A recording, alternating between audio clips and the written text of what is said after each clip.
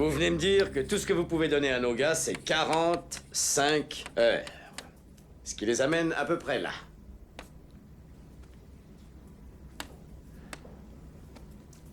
Ça ne me suffit pas, messieurs. On ne peut pas faire de miracle.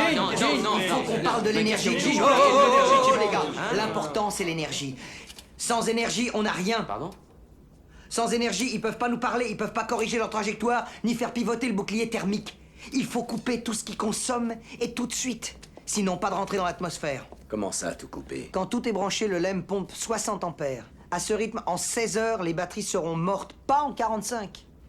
Et l'équipage aussi, il faut ramener la conso à 12 ampères. 12 ampères? Comment tu veux y arriver? Mais ça suffit même pas pour un aspirateur. Non, mais c'est une plaisanterie, Il va le falloir chauffage couper, encore deux fois on plus. sera obligé de couper les radars, le système de chauffage, les pupitres de commande, le guidage informatique. On coupe absolument Le tout. guidage informatique, et si jamais ils ont besoin d'une autre poussée, ils ne sauront même pas dans quel sens ils se dirigent. Plus on perd de temps par l'autre, plus ils perdent de jus là-haut. Ça fait 1 heure que j'épluche les données. On en est là? On en est là.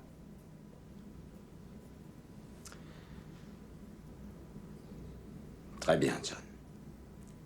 Dès que la poussée sera terminée, on coupe tout sur le LEM. D'accord. Bon, d'ici là, le module de commande va se transformer en glacière. Dans 2 jours, il faudra le rallumer en utilisant uniquement les batteries de rentrée. Ça n'a jamais été tenté. Tu rigoles, ça n'a même jamais été simulé, je te signale. Eh bien, il faudra trouver un moyen.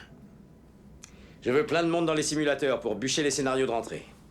Vous allez rameuter chaque ingénieur qui a conçu le moindre interrupteur, circuit ou transistor, et jusqu'à la dernière ampoule qui se trouve là-haut. Et après, vous parlez au type qui a construit cette pièce en banc de montage. Trouvez un moyen de rabioter chaque ampère sucé par ces 2 engins de malheur. Ce point limite, vous allez me le ramener jusqu'à la Terre, et je veux même du temps en rab. On n'a jamais perdu un Américain dans l'espace, et c'est sûrement pas sous ma direction qu'on va commencer. L'échec n'est pas envisageable. Jean, on a un problème qui devient préoccupant, c'est le dioxyde de carbone. Le gaz carbonique n'est plus assez filtré dans le module. On a 5 épurateurs dans le LEM. Prévu pour 2 hommes pendant 1 jour et demi. Je viens de le dire à Les notre jauges sont médecin. montées à l'indice 8 déjà. Si jamais ça dépasse 15, on a le jugement perturbé, des pertes de conscience et un début d'asphyxie du cerveau. Et les épurateurs du module de commande? Ils ont des cartouches carrées. Et celles du LEM sont rondes.